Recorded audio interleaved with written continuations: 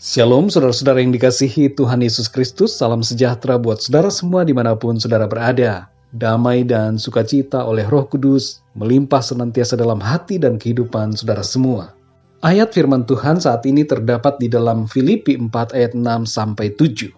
Tertulis demikian, "Janganlah hendaknya kamu khawatir tentang apapun juga, tetapi nyatakanlah dalam segala hal keinginanmu kepada Allah dalam doa dan permohonan dengan ucapan syukur. Damai sejahtera Allah yang melampaui segala akal akan memelihara hati dan pikiranmu dalam Kristus Yesus." Demikian firman Tuhan. Saudara yang dikasihi Tuhan, dalam dunia ini hanya ada satu orang yang bisa membuat kita tidak khawatir. Siapakah dia, saudara? Yaitu diri kita sendiri. Kekhawatiran tidak bisa hilang kalau kita sendiri memilih untuk khawatir. Khawatir itu pilihan, saudara. Kita bisa memilih untuk khawatir atau tidak khawatir. Firman Tuhan mengatakan agar kita tidak khawatir. Apa lawan dari khawatir, saudara? Yaitu iman. Sebagai anak-anak Tuhan, kita harus beriman kepada Tuhan. Tapi iman, saudara, punya lawan yang lain, yaitu rasionalitas dan pragmatisme. Apa itu rasionalitas? Rasionalitas adalah mempercayai apa yang bisa dibuktikan dan tidak mempercayai apa yang tidak bisa dibuktikan dan yang tidak kelihatan. Sedangkan pragmatis itu hanya mempercayai apa yang berfungsi sebagai yang benar. Saudara yang dikasihi Tuhan, rasionalitas dan pragmatisme harus tunduk di bawah iman. Hidup dengan rasionalitas dan pragmatisme saja akan membuat kita gampang diserang kekhawatiran. Ada seorang tokoh yang berkata seperti ini, "Jika ada solusi untuk masalah kita, maka tidak ada alasan untuk kita khawatir. Dan jika tidak ada solusi untuk masalah kita, maka tidak ada gunanya kita khawatir." Perhatikan, saudara, intinya adalah kekhawatiran itu tidak perlu dan tidak ada gunanya dalam situasi dan persoalan apapun. Mari kita perhatikan Filipi 4 ayat 6-7.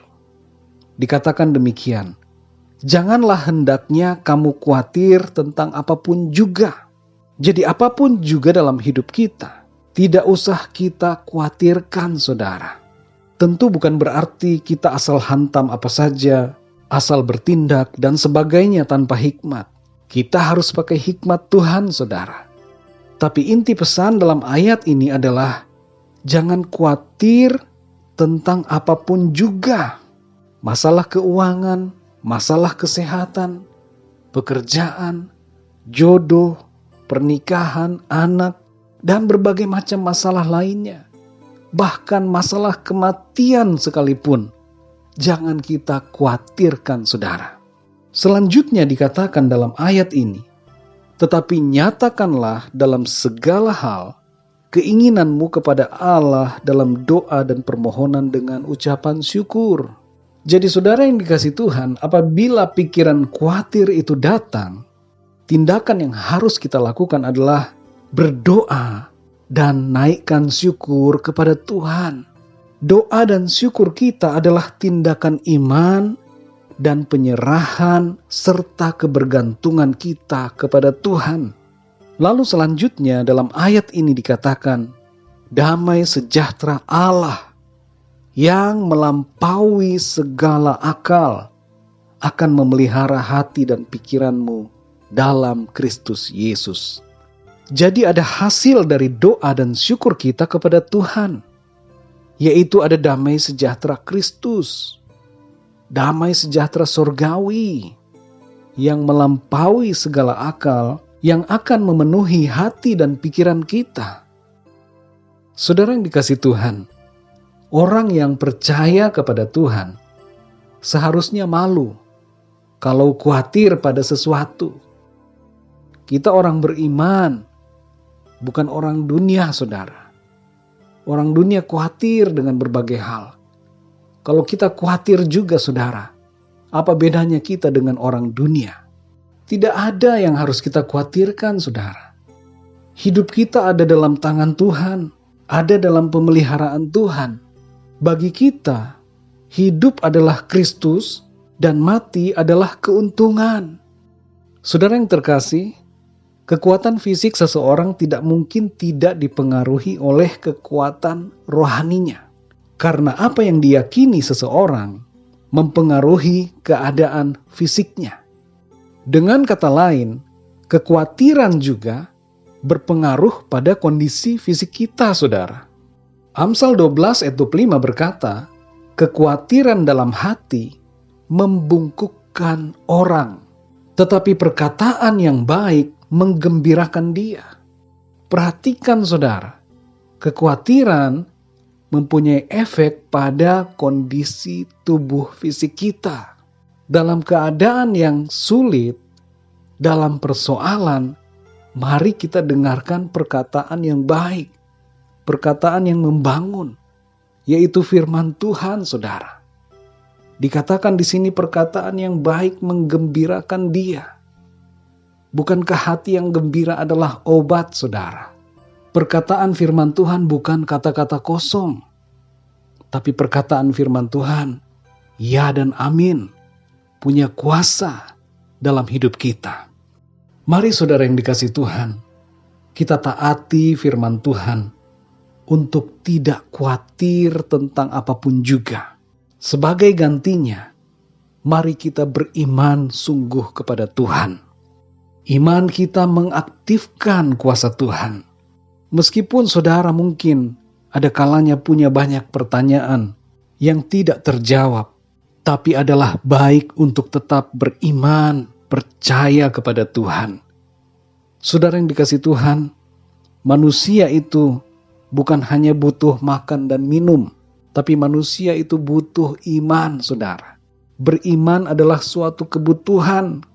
Kita akan jadi orang-orang yang malang sekali kalau kita tidak punya iman, saudara. Hidup kita akan gampang diombang-ambingkan. Hidup kita akan penuh dengan kegelisahan dan kekhawatiran. Mari saudara yang dikasihi Tuhan, miliki iman di dalam Tuhan Yesus Kristus. Setiap orang yang berseru kepada Tuhan dengan iman yang sungguh akan menerima apa yang dia perlukan dari Tuhan. Kalau kita sungguh-sungguh meminta kepada Tuhan, kita pasti akan menerima, saudara. Nabi Elia adalah manusia yang biasa sama seperti kita. Tapi dia berdoa dengan sungguh-sungguh. Dia pakai imannya, saudara. Dan apa yang dia minta dikabulkan oleh Tuhan. Saudara yang dikasihi Tuhan, dalam Alkitab ada begitu banyak ayat di mana Tuhan Yesus berkata, jangan kamu khawatir. Dan perintah yang sama dengan itu yaitu jangan gelisah. Jangan cemas, jangan takut, dan jangan bimbang. Mari saudara, aktifkan iman saudara. Percaya sungguh kepada Tuhan. Di tengah situasi sekarang ini, di mana ada wabah penyakit di mana-mana, kesulitan ekonomi mulai terjadi, dan berbagai persoalan lainnya mulai muncul. Jangan kita khawatir, saudara. Tapi percayalah kepada Tuhan yang selalu memelihara hidup kita. Mari kita berdoa, saudara. Bapa kami di dalam surga, Bapa di dalam nama Tuhan Yesus Kristus, kami mengucap syukur untuk firman-Mu ya Tuhan, yang kembali menguatkan kami, supaya kami tidak khawatir tentang apapun juga. Tuhan, kami sadar bahwa hidup kami ada dalam pemeliharaan Tuhan. Hidup kami ada dalam rencana Tuhan. Ampuni kami Tuhan, kalau kami masih sering khawatir dengan keadaan kami. Tolong kami ya Tuhan, kuatkan iman kami, supaya kami melepaskan semua kekhawatiran dan menyerahkan itu di bawah kaki-Mu. Terima kasih Tuhan, kami sadar ya Tuhan, bahwa dengan kekuatan kami sendiri, kami tidak dapat menghadapi semua. Tapi bersama Tuhan, kami akan mengalami kemenangan. Terima kasih ya Tuhan. Pimpinlah hidup kami di sepanjang hari ini. Biarlah berkat dan perlindungan Tuhan limpahkan dalam hidup kami. Terima kasih Tuhan. Dalam nama Tuhan Yesus Kristus, kami berdoa dan mengucap syukur. Haleluya. Amin. Puji Tuhan, saudara yang dikasihi Tuhan, saya percaya firman Tuhan menjadi berkat dan kekuatan buat saudara semua. Dan Roh Kudus akan menolong saudara untuk lebih lagi memahami kebenaran firman Tuhan. Tuhan Yesus memberkati saudara semua. Sampai jumpa dalam renungan yang berikutnya. Haleluya.